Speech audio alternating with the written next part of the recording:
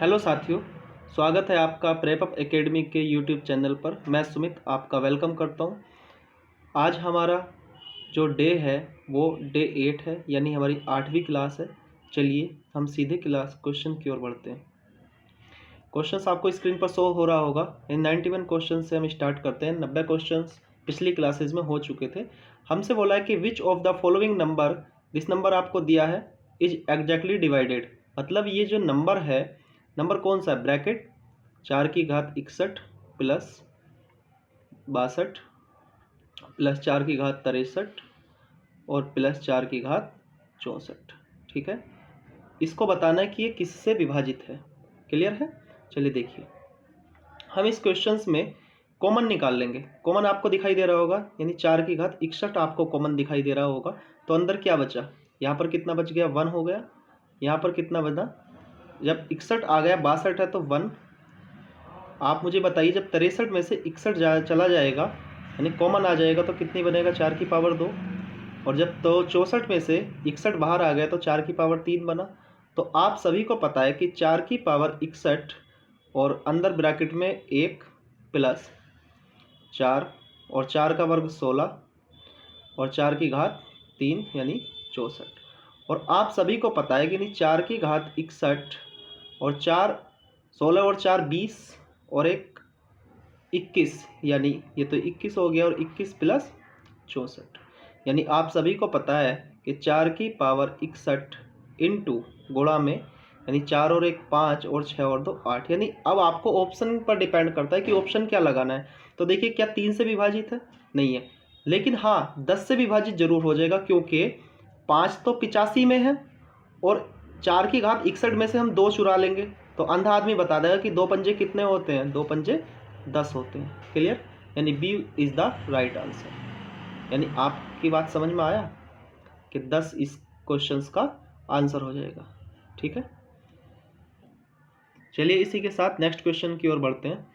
Next question क्या कह रहा है, नेक्स्ट क्वेश्चन पर बोला है कि which of the following number this is exactly divided. तो आपसे बोला है कि 3 की पावर 25 प्लस 3 की घात 26 प्लस 3 की घात 27 प्लस 3 की घात 28। तो देखिए, जैसे क्वेश्चन हमने अभी पीछे किया था, पिछला क्वेश्चन जैसे किया था, बिल्कुल ठीक इसी प्रकार से क्वेश्चन करना है। यानी 25 26 27 28, इसमें से कॉमन क्या आ सकता है, जो कम होता है वही तो कॉमन आता है। यानी 3 की घात 25 यहाँ से कॉमन ले लीजिए, यहाँ से बच गया 1। यानी 3 की घात 26 में से 26 में से 25 गया तो 3 की पावर 1, यहाँ पर 3 की पावर 2 और 3 की पावर 3। तो चलिए यहाँ पर कितना आ गया, यहाँ पर आ गया 3 की पावर 25 और 1 प्लस 3, 3 का वर्ग, 3 की घात 2, 3 का वर्ग 9 और 3 क्या 9 तिया 27। तो आप सभी जानते हो यहाँ से क्या निकल कर आया, 3 की पावर 25 और ब्रैकेट में यानी 27। आप यहाँ से चेक कर सकते हो ये कितना आया, 9 और 1 10 और 3 13 और 13 27 में को जोड़ोगे तो कितना आएगा, 40 यहाँ से निकल कर आएगा। ठीक है, बात समझ पा रहे हो? तो आप मुझे एक बार बताइए कि ऑप्शन दिए गए आपको 11 16 25 एंड 30, यानी 11 16 25 और 30। बताइए किससे विभाजित है, किससे एग्जैक्टली डिविजिबल है। तो आप जानते हो कि 40 में 10 छिपा हुआ है और 1 3 हम यहाँ से भी ले सकते हैं। तो आप सभी को पता है कि यहाँ से 10 ले लिया और यहाँ से 3 ले लिया, तो 10 दिया कितना हो जाएगा, 30 हो जाएगा। और 30 ही क्या हो जाएगा इसका राइट आंसर, यानी option number D is the right answer. यानी ये ऑप्शन क्या हो जाएंगे, कट हो जाएंगे। ठीक है, चलिए नेक्स्ट क्वेश्चन की ओर बढ़ते हैं, यानी 31 स्लाइड। आपसे बोला है कि 17 की पावर 200। देखिए बहुत ही इंपॉर्टेंट क्वेश्चन है, इज एग्जैक्टली डिवाइडेड बाय 18, यानी 18 से विभक्त करने पर शेषफल क्या होगा।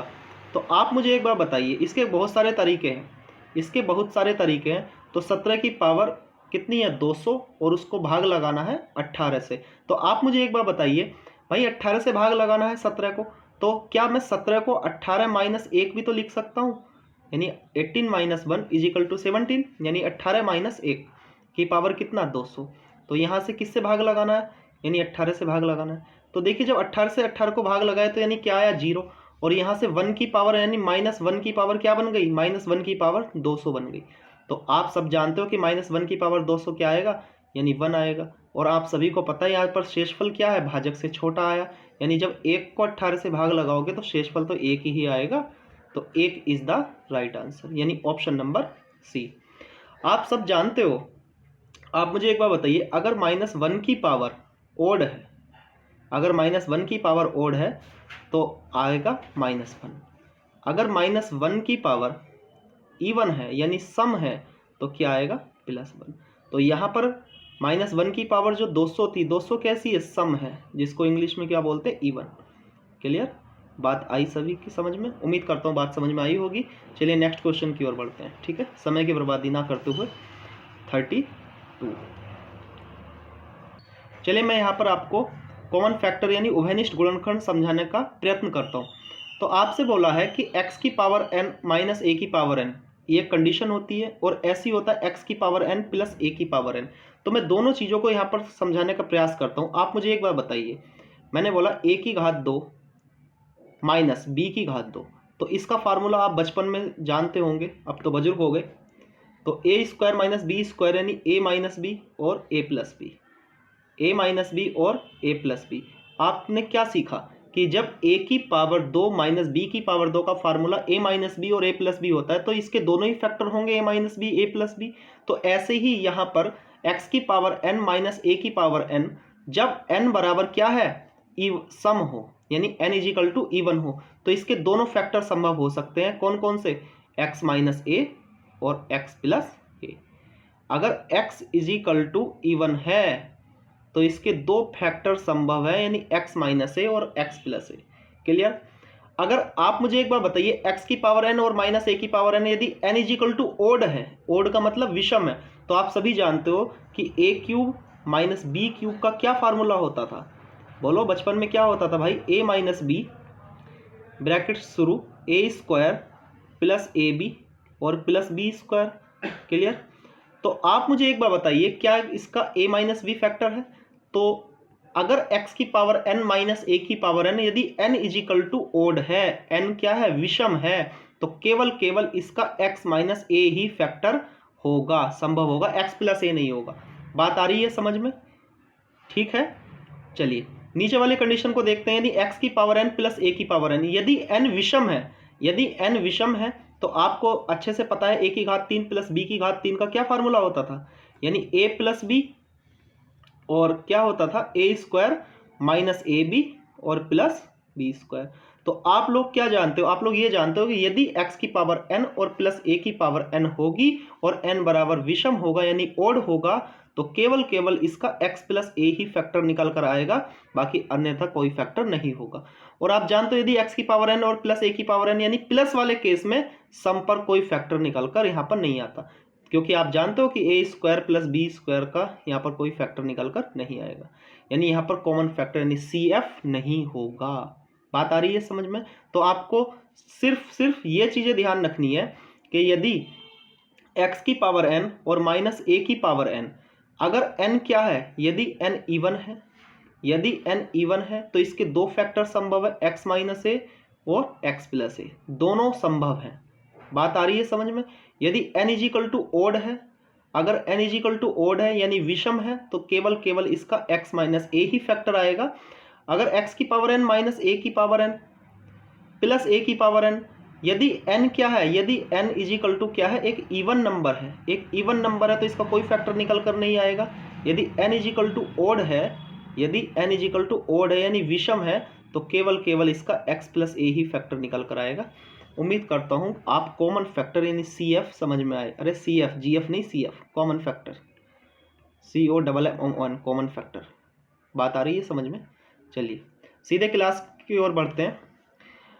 चलिए ये बात आपको समझ पाए कि यदि माइनस है तो सम पर दोनों फैक्टर होंगे, x माइनस ए और x प्लस ए, और विषम है तो x माइनस ए। यदि x की पावर n प्लस a की पावर n है, यानी प्लस वाले केस में केवल प्लस वाला ही रोल होता है, बाकी यहाँ पर यदि n is equal to even है तो इवन पर कोई फैक्टर नहीं होगा। चलिए नेक्स्ट क्वेश्चन की ओर बढ़ते हैं। उम्मीद करता हूँ बात समझ में आ रही होगी। आपसे बोला है कि x की पावर n माइनस a की पावर n किससे विभाजित है, x माइनस a से विभाजित है। तो आप मुझे एक बात बताइए, ये तभी विभाजित होगा कि n is any natural number. Natural number का आपको पता है कि n एक कोई भी प्राकृतिक संख्या हो। ये क्या है? ये सम प्राकृतिक संख्या हो। यानी ओड क्या है? ये विषम प्राकृतिक संख्या हो। तो आप मुझे एक बात बताइए, यदि मैं n की जगह यहाँ पर विषम रखूँ, n की जगह क्या रखूँ? विषम रखूँ या सम रखूँ? n की जगह विषम रखूँ या सम रखूँ, तो इसका x माइनस ए तो फैक्टर आएगा ही आएगा। चाहे n की जगह विषम रख लो, चाहे n की जगह सम रख लो। देखो अभी पीछे मैंने आपको अभी बताया है इस क्लास में। आप मुझे एक बार बताइए, चाहे n इजिकल टू ओड हो, चाहे n इजिकल टू इवन हो, भाई x माइनस ए तो फैक्टर होगा ही होगा हर हाल में। बोलो, बात आ रही है ना समझ में? तो x माइनस ए तो फैक्टर होगा ही होगा। तो बाकी चाहे आगे को कुछ भी हो, तो ये एग्जैक्टली डिविजिबल होगा, यानी x माइनस ए। तो यानी या तो यहाँ पर n की वैल्यू क्या रखो, या तो इवन रखो या ओड रखो, आपका क्या आएगा? x माइनस ए से विभक्त हो जाएगा। तो आप मुझे एक बार बताइए, जब यहाँ पर हमने सम भी रख लिया और विषम भी रख लिया, तो सम और विषम यानी दोनों संख्याएं दो दो के गैप पर चलती हैं, यानी 1 3 5 7, जैसे 2 4 6 8। तो यहाँ पर क्या सेट बन जाएगा? यहाँ पर हो जाएगा कि n is any natural number, कि n कोई भी प्राकृतिक संख्या यदि होगी तो x की पावर n और माइनस a की power n x minus a से पूर्णतया विभक्त हो जाएगा। चलिए बात आ रही है ना समझ में? अगर आप सम की बात करोगे तो देखिए सम पर है तो, लेकिन हम ऑप्शन के अनुसार सम भी रख सकते हैं, विषम भी रख सकते हैं। यदि ये ऑप्शन ऐसे होता कि सम विषम दोनों, तो हम दोनों पर भी रख सकते थे, वो ऑप्शन भी आपका सही हो जाता। क्लियर? उम्मीद करता हूँ बात समझ में आ रही होगी। चलिए नेक्स्ट क्वेश्चन की ओर बढ़ते हैं। चलिए 95 क्वेश्चंस करते हैं। 49 की घात 15 यानी 49 power 15 minus 1 is exactly divisible by which of the following. यानी आपसे बोला है कि 49 की घात 15 माइनस 1 निम्न में से किससे पूर्णतया विभक्त होगा। तो चलिए इसको खून से समझा देते हैं। ठीक है, हमसे बोला है कि 49 की पावर, अरे पेन नहीं दिया, ये देखो, हमसे बोला है कि 49 की पावर 15 और माइनस 1। तो आप मुझे एक बात बताओ, 49 की पावर 15 माइनस 1, तो मैं 1 की घात 15 लिख सकता हूँ, 1 की घात 15 लिख सकता हूँ, या आप इसको ऐसे तोड़ लीजिए। क्या करोगे भाई? सभी जानते हो कि 49 को 7 की घात 2 लिख सकते हो, और उसकी पावर कितनी? 15, और माइनस 1 ऐसे ही। ठीक है, हम यहाँ पर देखिए 7 15 दूनी 30, 7 की पावर 30 और माइनस 1 की पावर 30 भी यहाँ पर लिख सकते हो। तो यहाँ पर कौन सा केस बन गया? यहाँ पर केस ये वाला बन गया है कि x की पावर n माइनस a की पावर n। आपको बताया था कि n बराबर क्या है? n बराबर क्या है? यहाँ पर सम है। और जब n बराबर सम है, जब n बराबर सम है, तो इसका x माइनस a भी फैक्टर होगा और x प्लस a भी फैक्टर होगा। तो आप मुझे एक बार बताइए, इसके फैक्टर कौन से हो जाएंगे? इसके फैक्टर 7 माइनस 1 भी हो जाएगा और 7 प्लस 1 भी हो जाएगा। बात आ रही है समझ में? तो 7 माइनस 1 6 और 7 प्लस 1 यानी 7 प्लस 1 8। तो आप मुझे एक बार बताइए, इसका आंसर 6 भी सही है, इसका आंसर 8 भी सही है। तो ऑप्शन में क्या दिया है? इसमें 8 दिया है। बात आ रही है समझ में? ऑप्शन में 8 आंसर दिया है, यानी ऑप्शन नंबर ए ही आपका करेक्ट हो जाएगा। ठीक है, ज़्यादा समय बर्बाद ना करते हुए आगे बढ़ते हैं। 96 क्वेश्चन को ध्यान से देखिए कि 67 की पावर 67 प्लस 67 को 68 से भाग देने पर शेषफल क्या आएगा? क्लियर है? यानी 67 की पावर कितनी है? 67 और प्लस 67 किससे भाग लगानी है? 68 से भाग लगानी है। भाई आप मुझे एक बात बताओ, 67 के पास जब तक 1 नहीं आएगा तो कैसे 68 बनेगा? बात समझते हो ना, कि जब तक 67 के पास 1 नहीं आएगा तो 68 बनेगा कैसे? क्लियर है? पानी के साथ पैक नहीं आएगा तो दारू कैसे बनेगी भाई? सॉरी मैं उल्टा बोल गया। तो चलिए इसको देखिए, यानी 67 की पावर 67 और प्लस 1 और प्लस 66। क्लियर है? यानी इसको हम 68 से भाग लगाएंगे। तो आप सभी जानते हो, क्या मैं इसको भी 67 पावर कर सकता हूँ? एक की तो कितनी भी कर लो, एक तो जुगाड़ू आदमी है ना, जिसकी उसकी पावर होगी तो गिरगिट की तरीके से रंग बदल जाएगा। यानी 67 की पावर यदि 67 है तो एक की पावर भी 67 हो जाएगी। यही तो एक का फायदा है। तो आप मुझे एक बात बताइए, ये केस कौन सा बन गया? ये केस ये वाला बन चुका है, x की पावर n और प्लस a की पावर n और क्या है n इजिकल टू क्या है भाई, यहाँ पर ओड है यानी विषम है, और जब n इजिकल टू ओड है तो केवल इसका एक ही फैक्टर होगा x प्लस ए। तो इतने क्वेश्चंस में आप ध्यान से देखिए, इतने क्वेश्चंस में जो 67 की पावर 67 और प्लस 1 की पावर 67 है, तो केवल इसका 67 और प्लस 1 ही इसका क्या होगा, CF होगा, GF नहीं CF, प्लस 66 और अपॉन 68। तो आप सब जानते हो, यानी ये क्या आया, ये आया 68 और प्लस 66 अपॉन 68। तो आप सभी जानते हो कि 68 को 68 से भाग दिया तो कितना है शेषफल 0, और जब इसको भाग दोगे भाई 66 को आप 68 से भाग दोगे तो शेषफल तो 66 ही आएगा ना, और शेषफल क्या है, भाजक से छोटा है, तो 66 ही क्या हो जाएगा, इसका आंसर हो जाएगा। बात आ रही है समझ में, यानी option number C is the right answer. Clear है, उम्मीद करता हूँ बात समझ पा रहे होंगे। चलिए नेक्स्ट क्वेश्चन की ओर बढ़ते हैं। नेक्स्ट क्वेश्चन में आपको बोला है कि n is such an integer which when divided by 4 leaves a remainder of 3, what will be the remainder when 2n is divided by 4। यानी आपसे बोला है कि n एक ऐसा पूर्णांक है जिसको 4 से भाग देने पर शेषफल 3 आता है, तो 2n को 4 से भाग देने पर शेषफल क्या आएगा। तो चलिए हम इसको थोड़ा सा नॉर्मली यहाँ पर कुछ समझने की कोशिश करते हैं। मान लीजिए कोई संख्या है, क्या है, कोई संख्या है और उसको n से भाग लगाओ, n से भाग लगाओ और शेषफल क्या आता है, r आता है। मान लीजिए कोई नंबर है, उसको किसी संख्या से भाग लगाओ, तो मैंने आपको यहाँ पर सीधा सीधा लिखकर बता दिया है कि कोई संख्या है, नंबर है, उसको हमने x से भाग लगा दी, x से लगा लो, p से लगा लो, c से लगा लो, जिससे आपका मन कर रहा है वो लगा लो। क्लियर है, शेषफल कितना आया, r आया। यदि मैं संख्या का दुगुना करूंगा, ध्यान से देखते ना, अगर मैं संख्या का दुगुना करूंगा और फिर उसी संख्या से उसको भाग दूंगा, यानी उसी भाजक से उसको भाग दूंगा, तो ध्यान से समझना यहाँ पर शेषफल का भी दुगुना हो जाएगा। बात आ रही है ना समझ में। अगर संख्या का 3 गुना करोगे ना यहाँ पर, तो आप शेषफल का भी 3 गुना होगा।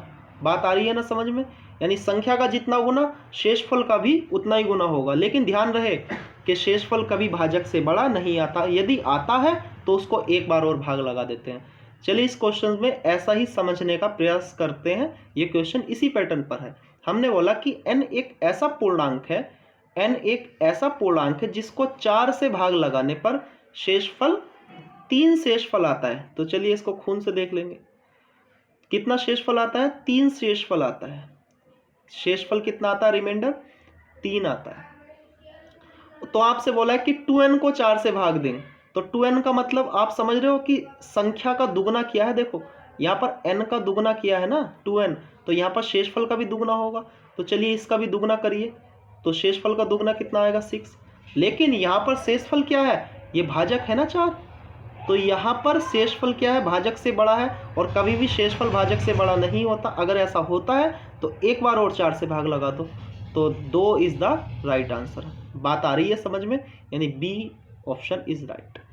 क्लियर है, बात आई समझ में। अरे इसमें कुछ नहीं बोला है, इसमें सिर्फ यही बोला है कि संख्या को किसी किसी नंबर को किससे भी भाग लगा दो, यदि शेषफल आ रहा है। अगर संख्या का आप दुगुना करोगे तो शेषफल का भी दुगुना करोगे, संख्या का 3 गुना करोगे तो शेषफल का भी 3 गुना आपको करना पड़ेगा। बात आ रही है समझ में, क्लियर है। चलिए उम्मीद करता हूँ बात समझ में आ रही होगी। चलिए नेक्स्ट क्वेश्चन की ओर बढ़ते हैं। स्लाइड 38, यानी कौन सा क्वेश्चन है, क्वेश्चन नंबर 19।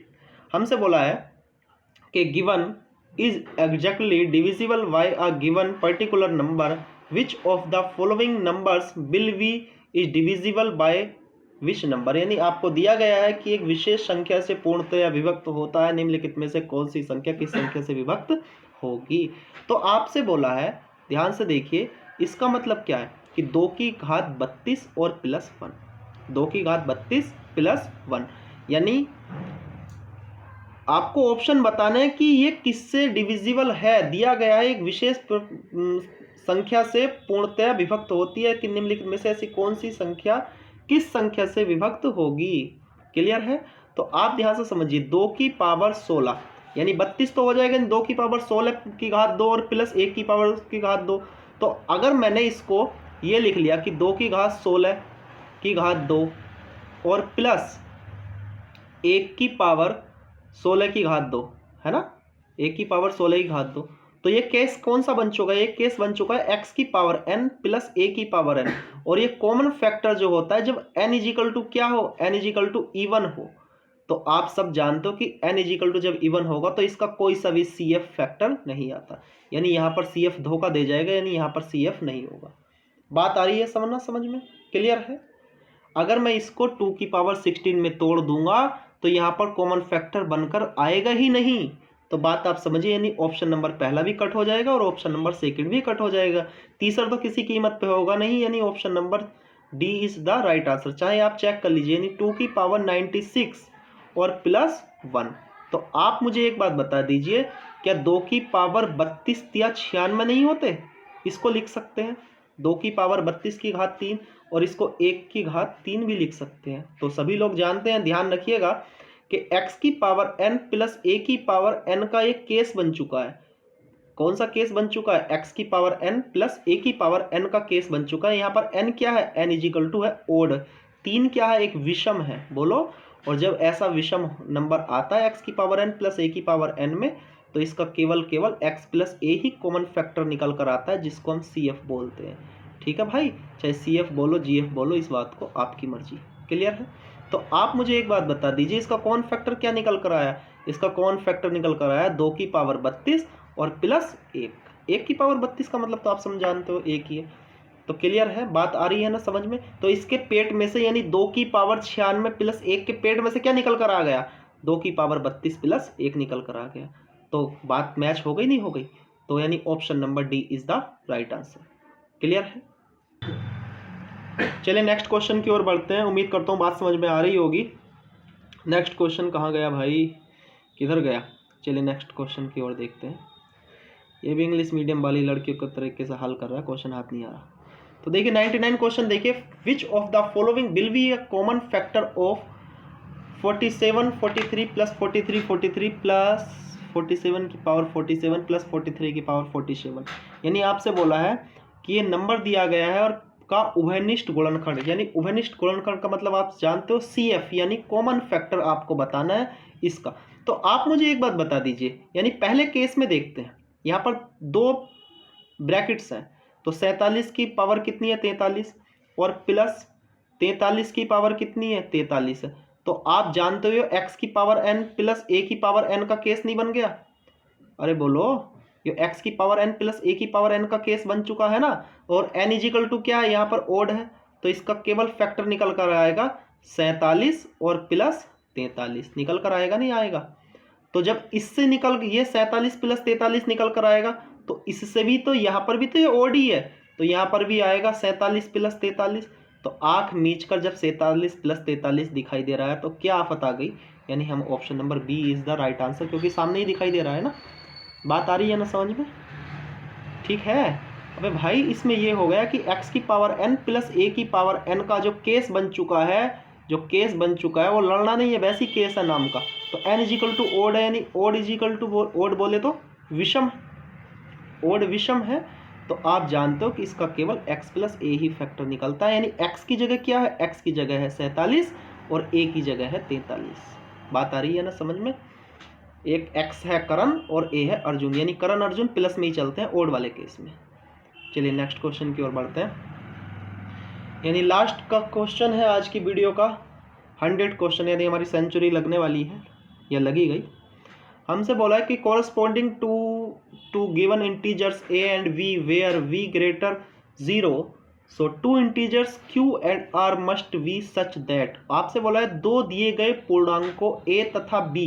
आप ध्यान से समझिए, जो है ये इंटीजर है a एंड b के संगत, जहां b ग्रेटर क्या है? b ग्रेटर 0 है, इजिकल टू नहीं है, b ग्रेटर 0 है, और 2 पूर्णांक q तथा r आपको दिए गए हैं। यदि आप इसके संगत b ग्रेटर 0 को देखोगे तो आप सीधा सीधा इक्वेशन ये बना दो कि a equal to B Q plus R, a equal to B Q plus are.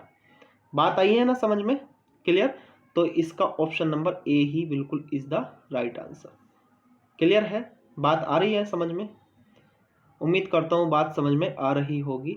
आपसे बोला है कि b ग्रेटर 0, तो चलिए ठीक है, यानी A is the right answer.